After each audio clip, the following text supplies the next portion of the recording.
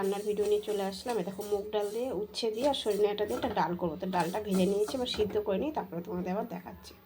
এই দেখো ডালটা সিদ্ধ হয়ে গেছে। এখানে উচ্ছেটা আর সজনে ডাঁটাটা দিয়ে দিলাম, একটু জল দিতে হবে। একটু জল দিয়ে দিলাম, একটা কাঁচা লঙ্কা দিয়ে দিলাম, এই দেখো হলুদ দিয়ে দিলাম,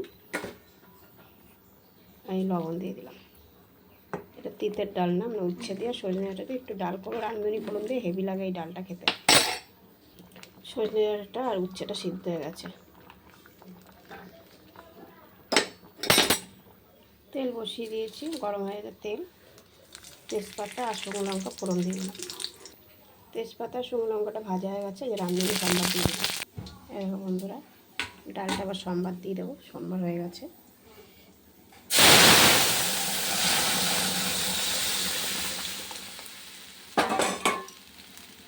ডালটা হয়ে গেছে, আর কিচ্ছু দেবো না, একটুখানি চিনি দিয়ে নামিয়ে দেবো।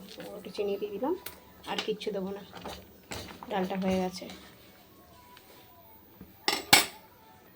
এই দেখো বন্ধুরা, রান্নাটা কমপ্লিট। তোমরা কিন্তু অবশ্যই এরকম করে রান্না করে খেয়ে দেখবে, খুব টেস্টি লাগে আর খুব ভালো লাগে ভাত দিয়ে খেতে।